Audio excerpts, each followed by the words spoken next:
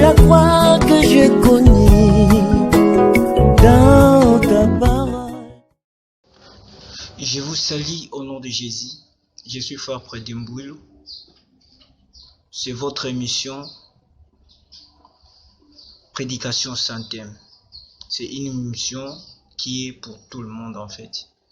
Que tu sois païen, musulman, chrétien, je ne sais pas qui. Aujourd'hui, nous voulons parler de Matthieu chapitre 7, verset 7. La Bible dit, demandez et l'on vous donnera, cherchez et vous trouverez, frappez et l'on vous ouvrira. Ici, c'est Jésus qui parle, malgré, en fait, la Bible ou le livre de Matthieu, c'est Matthieu qui a écrit ça, mais c'est lui qui a dit, ou qui a prononcé cette parole, c'est Jésus-Christ. Il dit, demandez et l'on vous donnera.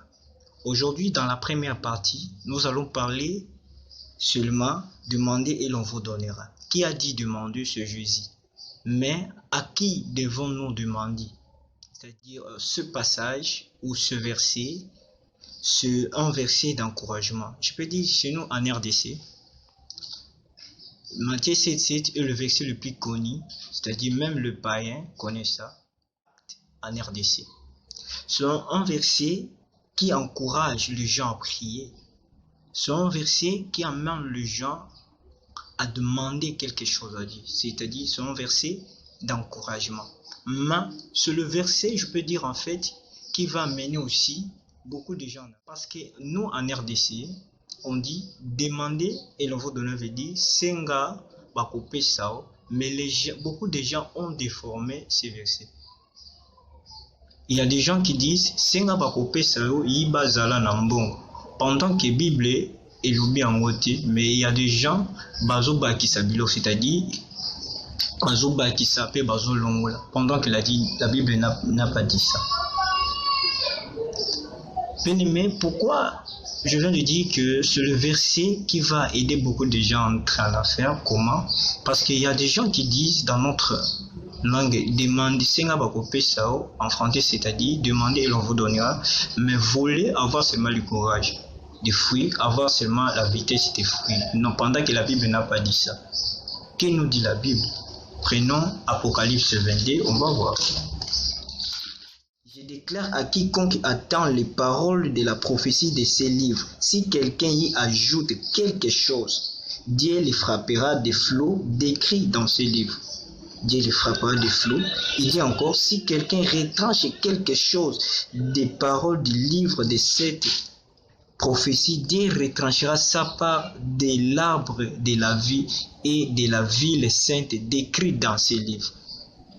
Dieu retranchera sa part de l'arbre de la vie et de la ville sainte décrite de ces livres. C'est pas moi, mais c'est la Bible.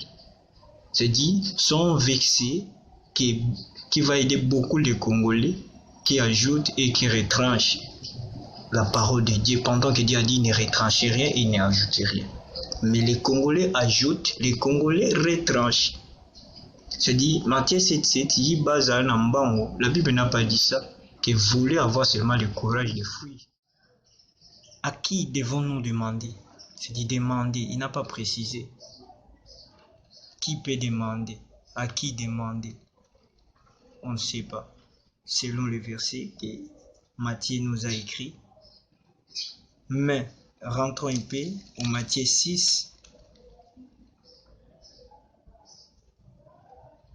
Jésus nous dit, voici donc comment vous devez prier. Notre Père qui est aux cieux, que ton nom soit sanctifié, que ton règne vienne, que ta volonté soit faite sur la terre comme au ciel. Donne-nous aujourd'hui notre pain quotidien.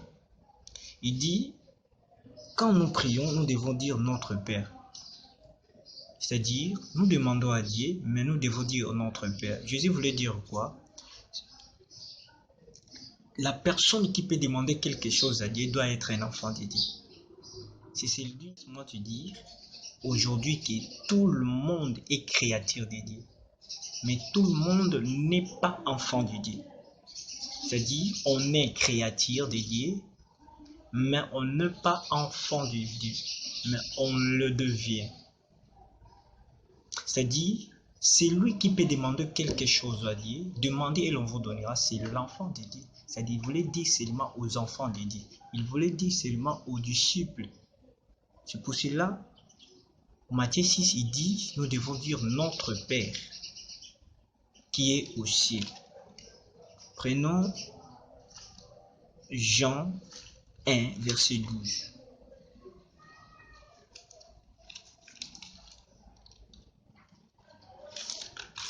Jean 1, verset 12. La Bible dit, mais à tous ceux qui l'ont reçu, à ceux qui croient en son nom, elle a donné le pouvoir de devenir enfants de Dieu, lesquels sont nés. C'est-à-dire, l'enfant de Dieu, c'est-à-dire, c'est celui qui a reçu, c'est lui qui croit à la parole de Dieu qui est Jésus-Christ. C'est lui-là qui a le pouvoir de devenir, c'est-à-dire, on le devient. On n'est pas enfant de Dieu, mais on le devient. Laisse-moi te dire, tu as des besoins, tu as des vides. Jésus te dit, non, demandez seulement. Dieu est là. C'est pour cela même, au Jérémie, la Bible nous dit, invoque-moi et je te répondrai. Ce n'est pas tout le monde qui peut invoquer Dieu et Dieu est là pour répondre à tout le monde. Non. En fait, tu dois être un enfant de Dieu. Pour être enfant de Dieu, tu dois croire en Jésus. Tu dois recevoir Jésus comme Seigneur et Sauveur. Tu donnes ta vie en Christ. C'est-à-dire, tout le monde n'est pas enfant de Dieu.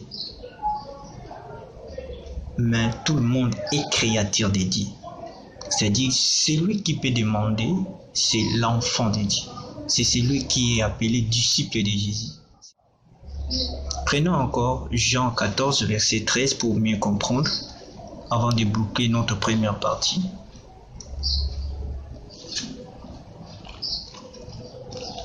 Jean 14, verset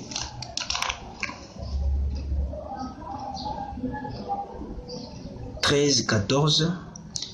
Et tout ce que vous demanderez en mon nom, je le ferai, afin que le Père soit glorifié dans le Fils. Si vous demandez quelque chose en mon nom, je le ferai. Il dit, et tout ce que vous